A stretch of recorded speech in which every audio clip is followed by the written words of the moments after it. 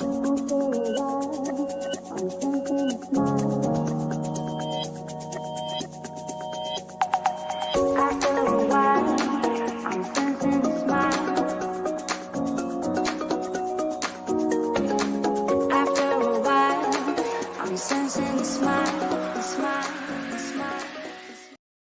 good morning, everybody. It's Dan Latto speaking. Welcome to the Business Growth Show. So we are live from Spain. It's a lovely sunny day this morning, a little bit cold outside.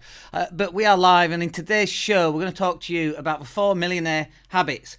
So what can I say? I've owned millions of pounds of properties for the last 20 years. I got my first £1 million worth of property by the age of 29. Probably earlier than that, maybe 28. And then we just kept buying. And we kept buying as many properties as we could. So just to kind of set the credibility level there. Sometimes we forget we've got them.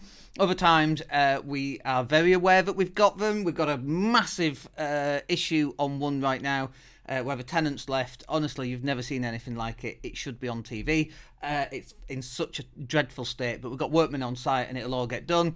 Back on the market in the next 2 or 3 weeks. It's just how we roll. We turn stuff around really quick. But in today's session, I want to talk about the 4 millionaire habits that really got us there.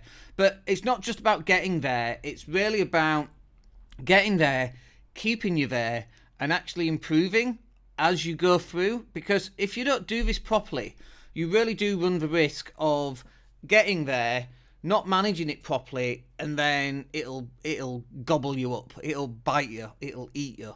And so this is really important. And so this is why we're doing this particular show on the 4 millionaire habits. So let's just crack straight into the content then. Millionaire habit number 1 is planning. Honestly, the number of times, it drives me insane, the number of times I see people not planning. I speak to business owners, they're not planning, they don't know what they're doing tomorrow, they don't know what's happening next week, next month, next year. There's no cash flow forecast, there's nothing. And it's like, so what, you just wake up and decide what to do? How's that working out for you? I can tell you it's probably not working out the best. And for those that it is working out, imagine now if you actually planned what you were going to do this week, this month, this year, next year, the next 10 years, the decade after that. Yesterday, I recorded a video called 20 Summers Left. Because I'm 50. I don't know how long I'm going to live. How many summers have I got left? How about I start planning those summers now? If you only got 20, why not plan them? Next year, let's do Egypt. Next year after that, let's do Rome. Next year after that, let's do Tokyo. Next year after that, let's do Australia. Why not sort that out? Otherwise, what will happen is 20 years in, you go, oh no, I need to travel the world. And you've got no time left to do it. Planning is absolutely paramount. And there's various aspects of planning that you need to organise. One of them is time management. I use Asana right now for my time management. And before I used Asana, I just used to use my a trusty sheet of paper, wherever it is, and then I would allocate that time onto my calendar, and I would get so much work done because of the amount of planning that would go into, okay, I'm going to do this, then I'm going to do that, then I'm going to do this. And at the end of the week, as I look back at the rest of the week I've just done, there'd be a whole bunch of stuff that all got completed. Not, oh, I meant to do this and I meant to do that. It was all done and completed. Certainly about 90% of it. Sometimes it's never 100% because just life gets in the way, let's face it. But planning is so important. So you've got time management planning. What other types of planning have you got? You've got financial planning. And I don't mean things like pensions, although that's important, or insurance, that's important if you've not got life insurance. I don't mean junior SIPs. My eldest is 16, I've got a 13-year-old and I've got a 7-year-old, and each one of those, we're just doing the process now, we keep failing at it, but we'll get there with it, but each one of those is going to have a pension, like now. So we can put small amounts of money away, so if they've got whatever happens in their life, they're covered until they're 57, and then they can call down the pension and they're covered. So financial planning also refers to your spreadsheet. Where's your spreadsheet? Like, I've already logged into my spreadsheet this morning, and I've logged into my banking, and I've updated it. I've got the running total.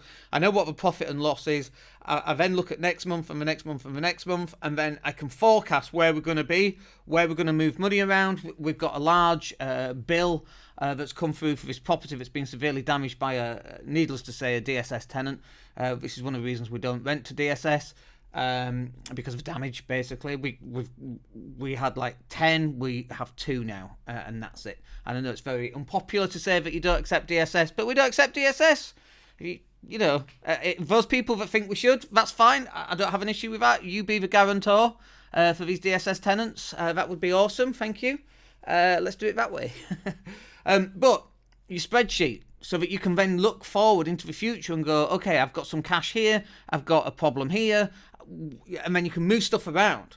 When we take on a business coaching client, we still do a little bit of that, not too much, and I don't want too many clients. We've got a couple of clients.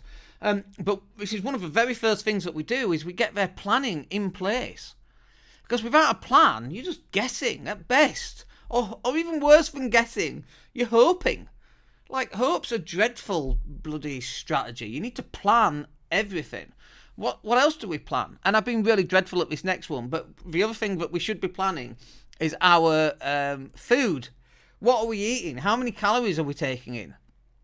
I'm just going to pull it up now. You won't be able to see this. But this is MyFitnessPal, which there is an app for. And on MyFitnessPal, I can program into it every morning the food that I'm going to eat for the day, and it will tell me how many calories, how many carbs, how many fat, how many protein, plus how much salt, because I'm not eating enough salt generally when I do my diet. But this form of planning is perfect because it allows me to plan what weight I want to get to, and I've been really dreadful at this, by the way, and my discipline levels are so bad. It's just been a cold winter. I can't get to CrossFit. I'm too bloody cold. There's no heating on. And then 20 minutes in, you're sweating like a pig anyway, if pigs sweat. So anyway, the planning that you should be doing here, if you want to hit that target weight, is you should be watching what you eat. And you should be planning your time management with when you're going to go to the gym, whenever that happens to be. But there are various types of planning that you need to do. And this, the 4 millionaire habits doesn't necessarily mean millionaire in terms of money. Like, you live until you're 90 healthily, I think is a millionaire habit. Like, is a millionaire result, shall we say. Millionaire doesn't necessarily have to refer to cash. It can refer to happiness levels. It can refer to contentedness. And certainly as an entrepreneur, my level of contentedness goes up and down. Never bloody content. We always want more. It's our Achilles heel, if you like. When will enough be enough? It will never be enough. Not until we own the whole universe. And we, find a way of living for an extra couple of thousand years. It will never be enough. But that's not really going to happen, is it? So in the meantime, we have to plan all these other things because we want to live our best life. Do we want to go to Australia and Tokyo and Rome and New York and LA and India and all these wonderful places? And do we want to be able to afford to be able to do those things? Of course. Well, then it has to come back down to planning, and you've got a plan in order to get yourself there. Let's talk about the next one then. One of the 4 millionaire habits is invest. Like, if you've got no investments, and by the way, let's just talk about Bitcoin and cryptocurrency for a second. That is not investing. Just to absolutely lay it out there, if you're putting money into cryptocurrency, you're not investing. You may as well take that money, put it on black at the roulette table, and spin the wheel and see what happens, because that really is, cryptocurrency for me is just below gambling. It's somewhere between the two, but it's like 90% gambling, 10% investing. So just to absolutely get that down there. And I see people have got like 30, 40, 50% of their net worth is in crypto. And whilst I actually believe crypto is going to do really well in the next 10 years, it might not. It might just all completely fall. There might be new laws and regulations that come in, and I know crypto, you can't stop it. You just need an internet connection. But trust me, they'll stop it in some way if that's what they want to do, if they're not benefiting in some way from it. But that's not investing. Investing is putting 50 quid away from the age of 20 to the age of 30, from the age of 30 to the age of 50, putting £50, £100, £200, moving up to £500. And as your income continually increases, it's about increasing that. And where do you put that money? Stocks and shares, ISAs, into property. Like we've talked about what my percentages are. See if I can remember them. It's 50% into new property, 30% into paying down debt, 10% into crypto. I can't remember where the other 10% is. Maybe into an ISA or something. I can't remember. But pretty much that's how we break down our investing. And any spare cash that we've got left at the end of the month, and I'm going to clarify that statement in a minute, as I want to explain what I mean by that. But any spare cash we've got left at the end of the month, that's what goes into that. And this is what I mean by clarify that statement. We don't have money left at the end of each month. Every end of month is zero. It should be zero because we've got cash flow allocated for investing. So I'll make these numbers up. So we've got 200 quid for paying down debt, £300 for buying a new property. We've got 50 quid on crypto and 50 quid on an ISA. It's programmed into the spreadsheet that we talked about before in the planning section. You should have this spreadsheet so that you actually know that when you get to the end of the month, it's zero, and it's zero because you've moved money into your investments, into your savings account, into your emergency fund, whatever that's going to be. And if you're in property, by the way, you need an emergency fund of about £10,000 or £15,000, I would suggest. I mean, this refurb that we're having to do now is going to cost £10,000 or £15,000, pretty sure of it, because of the damage that this DSS tenant has done. But we invest over the long term, and you would invest over the long term by putting little bits away. And if you can teach your kids to do this, 10% of all pocket money, 20% of all pocket money should go in the piggy bank, should go into long-term savings. If you can get into the habit of doing that, when those kids turn 18 and go and get a proper job, or 21 or 22, or whatever that is, they're going to get some of that money and they're going to automatically move some money into an ISA or into a pension or whatever, and start this investing routine that will serve them really, really well. And if you've not done that yet, now is the time to do it. And if you can't afford to do that, put £1 away. Like, if you know, and trust me, I get for some people, they just don't have those choices. I see this conversation on Twitter, and it actually winds me up a little bit, because we talk about, you know, the, whatever, in Spain we call it Glovo, but the guys on bikes delivering pizzas, peddling, you know, to deliver fast food. Oh, well, they should be on a better wage. You're right, they should. They need to get a better job. No, they need to be paid more. You're right, they need to get a better job. No, that job needs to pay more. You're crazy. That's never going to happen. You're not supposed to be riding bikes delivering pizzas in your 50s, by the way. And if that's where you are right now, you've made some mistakes in life and you need to own it. Literally, you need to own that and look at what you're going to do to rectify it, which actually then neatly leads me on to the next bit. So one of the 4 millionaire habits is to self-educate. Like, is it Jim Rohn? Who said this? Normal education will get you a career. Formal education will get you a career. Self-education will get you wealthy. Something like that. And if you're just relying on the education that you received at school, everybody else got that same education. If you're relying on the education you got at college or university, everybody else got a similar type of education at those places. And if you want to be like everybody else, I don't have a problem with that. But I don't want to be like everyone else, and I know for a fact I'm definitely not like everybody else. And some people definitely agree. Dan, you're unique in many different ways. You weirdo. And I totally embrace that, and that's not a problem for me. But I know that self-education, and this is what happens with self-education, is you read a book over here, and you read a book over there, and then you read a book here, and you read a book here, and you read a book here. And what happens is you start making all these connections between all these disparate things that you've read, and then you take your outlook on life based on all these things that you've read, and that's the action that you then begin to take. Like, I wish I could repeat that because it's so important, but I can't remember it. It is so important. Replay that bit. All these disparate bits of information will come together, added to how you see the world, and then that will form your actions. And you're either going to do really well or you're going to do really bad, okay? Both of which are fine. If you do really bad, you have to change the actions until you get it right. That's how it works. But self-education comes from reading books, listening to podcasts, watching YouTube videos, buying more training courses. I spent hundreds of thousands of pounds on training courses. And people go, "Oh, you on another training course, are you?" Oh. Yep, 20 years on. What are you doing? I'm working in an office, but I got furloughed. Okay, I'm sat by the Med. We're going to go for coffee after this down at a cafe at the Med. Thank you very much. So self-education can get you there.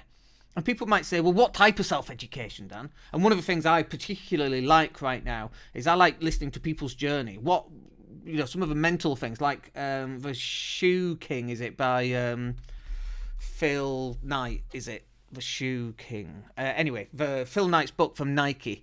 That book, I love hearing the problems that they've had and that they then overcome. Because all businesses have these problems. All millionaires have these problems. Billionaires, trillionaires, we all have problems, right? But it's not the problems, it's the solving of those problems and being able to move people along to getting to a stage where we can just focus on solving the problem. Like, we know there's a problem. And in fact, I would turn that language around. Instead of saying solving the problem, I would say finding the solution. Because if you're solving problems, you're continually looking for problems, right? And you're sticking inside the problem. If you're finding solutions, you're finding solutions. There is no problem, there's only solutions to the problem.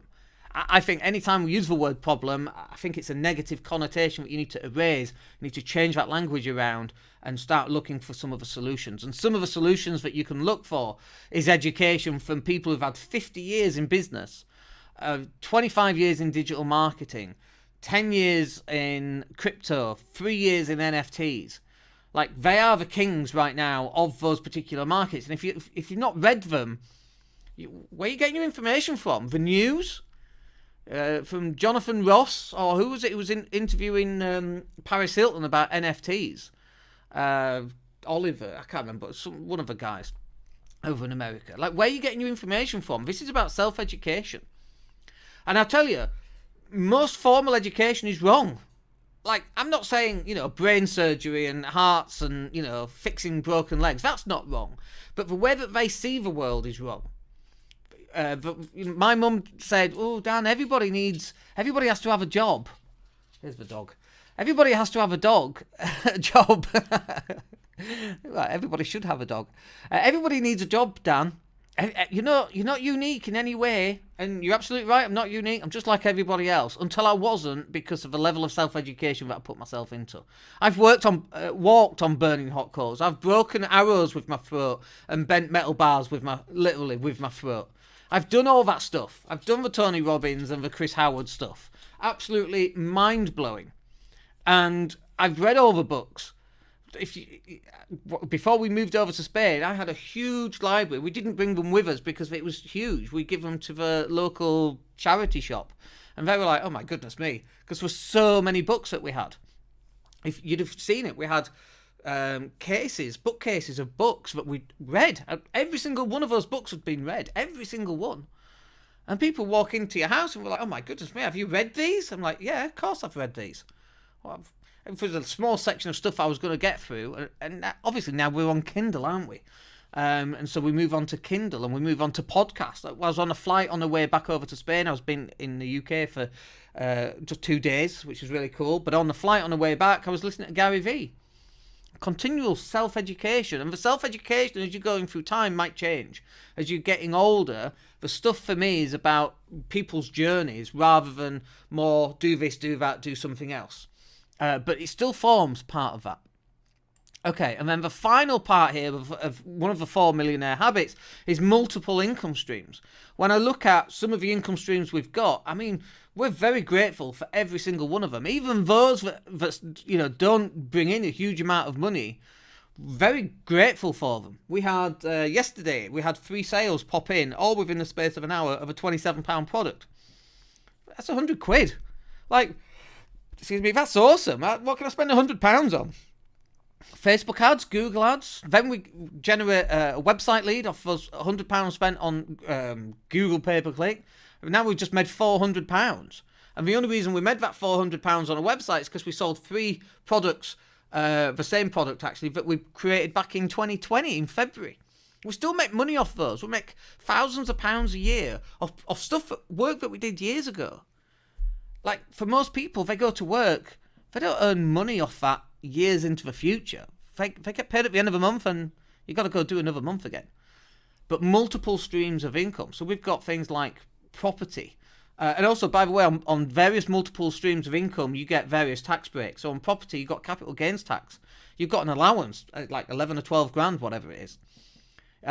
You just get taxed differently. If you've got a limited company, there's different tax regimes based on the type of income that you're getting and the structure of that income.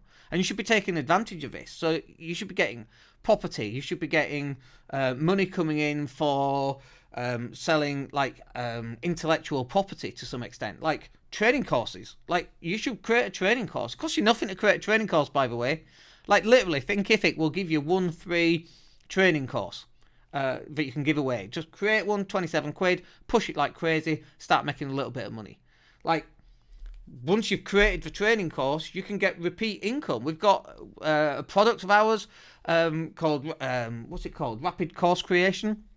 And it shows you, it's 27 quid, shows you how to get a brand new training course created and sold within the first 14 days. Because it shouldn't take you 3 months to create a training course. It should take you 2 weeks. Get it out the door, start improving it as you keep going on, maybe raise the price as you're starting to offer more value. But if you're selling a lot, just leave the price as it is. And if you're not selling a lot, drop the price. It's about generating cash flow, not about making sure that you make so much money off each individual item that you sell. But you should be looking at multiple streams of income. So you might have a job. That's awesome. I hate the just over broke thing. I hate it. Like a job, just over broke.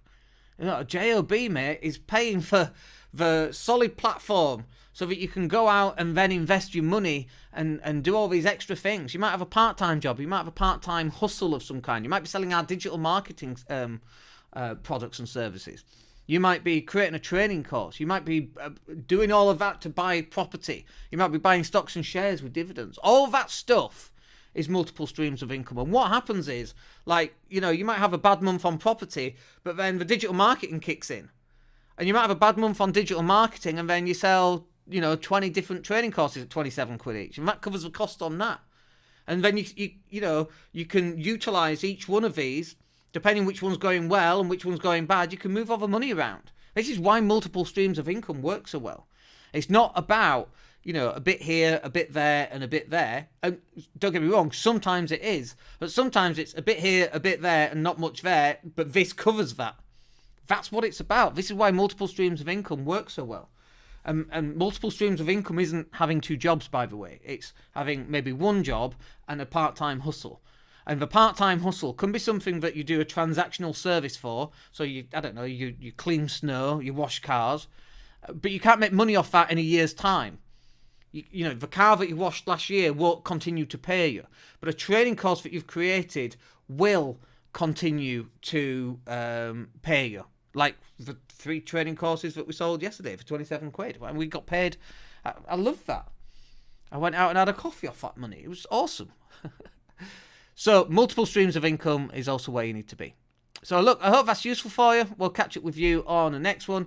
My name's Dan Latto. Have yourselves a wicked day. Take care.